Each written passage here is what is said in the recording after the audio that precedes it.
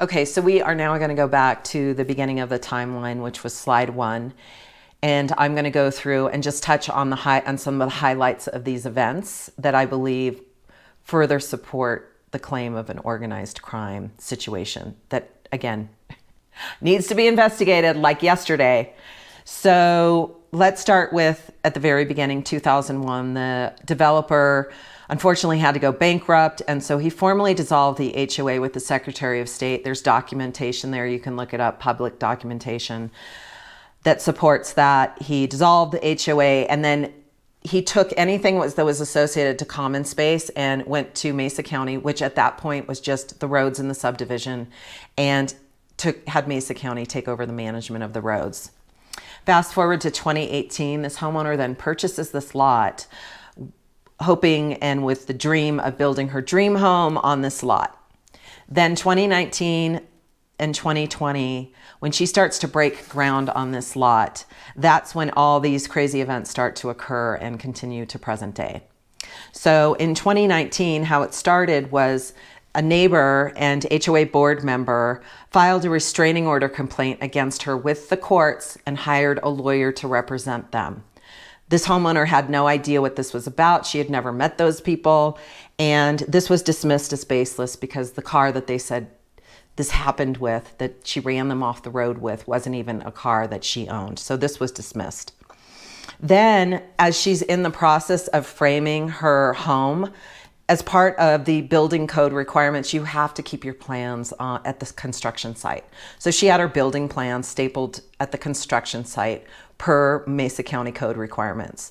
She shows up one day and her contractors are there and the building plans are missing. She engages the sheriff's department, and she comes to find out that the same neighbors and HOA board members that filed the restraining order on her have the building plans. It took her getting the sheriff deputy involved. It took her a week. They had to go to her house, apparently based on her input on her experience, because she was there with the sheriff deputy. They had to call for backup to get the building plans from this individual because he got aggressive. She felt like he was violent, and they needed to call for backup to get these building plans. She gets the building plans back, and she notices there's a stamp, and I believe a stamp, and his signature on the building plans. And he was claiming he was part of a design review board for the HOA, and that's why he took the building plans.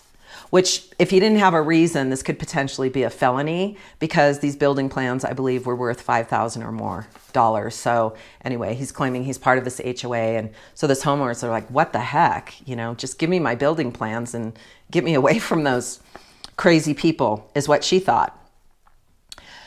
Around the same time, shortly thereafter, she then has a suspicious gas leak associated with the propane tank.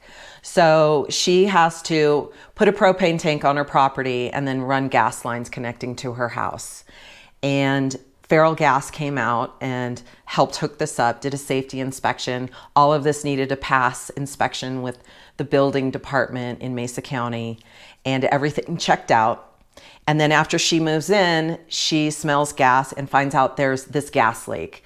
And Feral Gas comes out there and they're like, this is crazy. This is suspicious. We're concerned, and this makes no sense. And so I read the court transcripts, and the homeowner actually in the court transcripts states that she saw her neighbor and other board member on her property with his dog around the same time frame. I believe it was shortly before this occurred, and she yelled at him to get off her property. She also has another picture of the HOA president on her property walking around the area where the propane tank was, which is trespassing. Now, am I stating that these people are guilty of this act? No, I'm not. But I'm stating that there's some evidence that I think needs to be looked at, and timeframes need to be laid down. Somebody needs to talk to Feral Gas, and there needs to be an investigation around what the heck occurred relative to this gas leak. Because I'm sure everybody can put it together. It would have been deadly. It could have killed her. And I think more work needs to be done to figure out what the heck happened here. Then, as we move into 2021, Social Security Services was called with a disability fraud claim by guess you know who.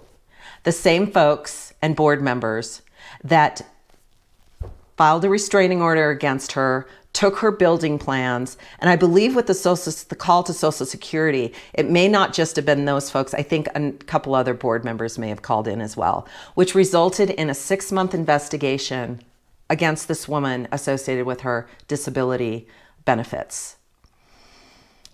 Then at the same time in 2021, around the same time, a property vandalism event occurred in which her 100-year-old fence was cut down.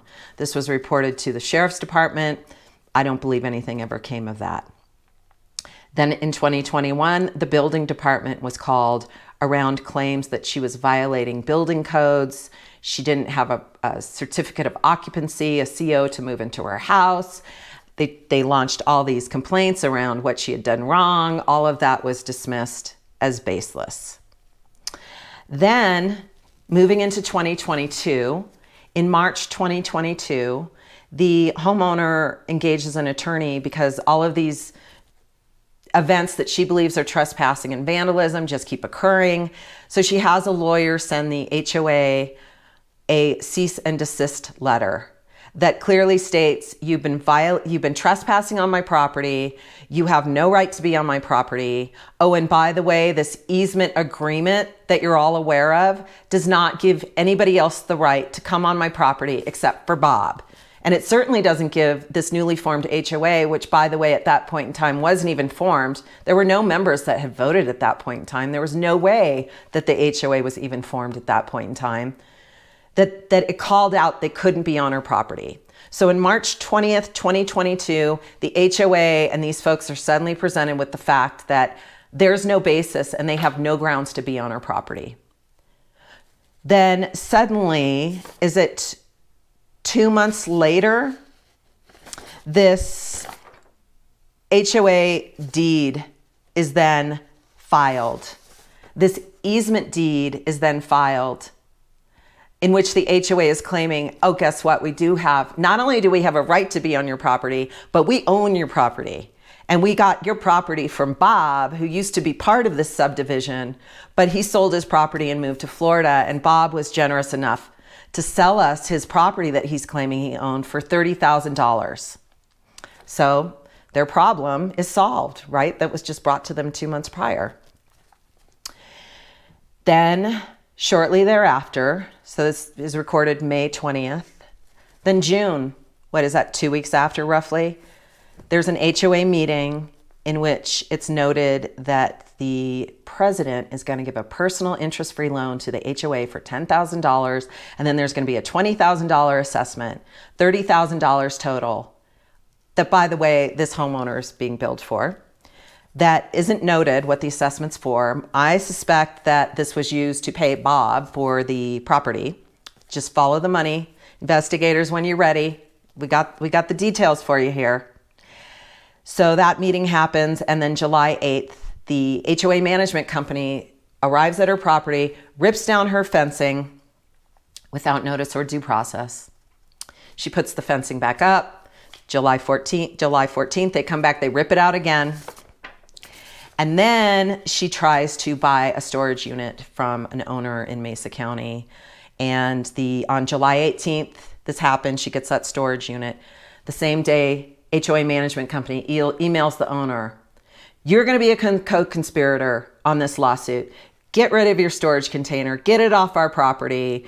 And by the way, the sheriff deputy's calling you, which he actually, based on what I've heard, he did. The sheriff deputy called this poor business owner.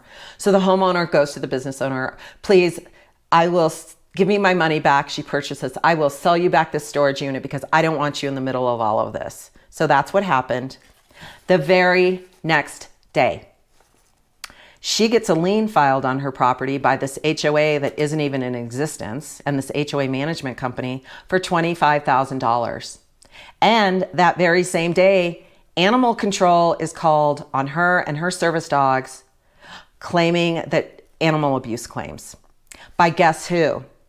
The same neighbors and HOA board members that called all these other agencies on her and took her building plans and just are part of all these other events. Okay, are we seeing a pattern? It's dismissed as a baseless claim. Then, about a week later, Adult Protective Services is called by guess who? The same neighbors and HOA board members, claiming that this homeowner is crazy, that she is flying around, acting like she's flying around her property. She needs to be checked on, which Adult Protective Services did indeed send people out. They dismissed this claim as baseless. Then the same month, this homeowner tries to put an ad on Zillow to sell her home for sale by owner, because at this point, who the hell wouldn't want the hell out of this situation? And Zillow contacts her and says, we've got a complaint. We don't believe that you have the rights to sell this property. The property might not even be owned by you. You're violating our policies. They remove her for sale by owner sign advertisement. So why do you think anybody in the world would want to do that? Could it be that her home is worth a lot of money? And if this HOA can win this judgment and foreclose on her home, that's a lot of money going into a lot of people's pockets. Oh, and by the way, there's a few people that have set up LLCs around all of this, which I will go into in another segment. That's all coming. Then we went through already. Then at that time, the owners submit their votes and they register with the Secretary of State. And in November, there's all this activity around what I believe is backdating of documents and smoke and mirrors. Then in November 2022, she puts up a pride flag to show respect for the Colorado Springs shooting victims. And within a day or two, that flag is vandalized. There's video that captures an individual coming on her property who, by the way, in court, she identifies as the HOA president. And in the video, you can hear her running out, screaming at the person. She was a witness to that event. Was reported, no investigation has occurred. Then we move into what is next? What is next? I've got so many charts and I can't even, so then we move into, sorry, I just want to make sure I don't miss a thing here because this is all very important. Then we move into 2023. She receives notice from, I believe it's the president of Mesa County for a big bank in Mesa County. After he talked to the HOA lawyer, he's decided he's going to give her a 30-day notice to close her bank account. I would love to share the details of that bank. I think some questions should be asked of this president of this bank because if he's going to make decisions to go after homeowners because they're part of an HOA lawsuit, I think the people of Colorado should have that information. Then in June 2024, when my fiance and I are out at her property, we were witness to a survey vandalism event. I can share all those details, but essentially the night before when I heard her story and she needed to go home, I said, no way, no how, are you driving home alone in the dark? I went in her car, my fiance followed us. On a video camera, she captured survey stakes that were intact the night before. The next day when we walked around her property, those survey stakes were snapped, a trespass sign was ripped, and I have that all documented. Then the next month, she has an American flag vandalism event, which I've covered with video, with pictures in another YouTube segment, please watch it, where that same trespass sign is ripped again. And by the way, if I were a betting gal, which I am, I would suspect that those criminals did not wear gloves and their fingerprints are all over that trespass sign, which the homeowner has preserved in a plastic baggie. So when the FBI or the Attorney General is ready to step in here and take an investigation and do an investigation, we have a lot of evidence to hand over.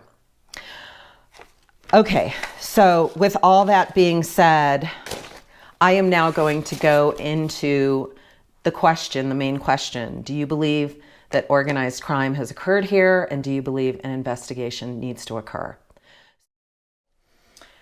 I'm putting up on the screen right now the email address for the organization, the stopfraudcolorado.gov website. It's an email that everybody, you can cut and paste this YouTube URL and email Team Phil at philforcolorado.gov. Again, Team Phil at philforcolorado.gov. You can also call the Attorney General's office at 720-508-6000. Press 2, and please reference the case that Holly Crystal submitted and put in your input on if you believe this case should be investigated. Additionally, please make sure you like, subscribe, and follow, but more importantly, make a comment in the comment section. I have done some studies on YouTube, and apparently the more activity and the more comments that occur, they will spread this story. We need it to go viral.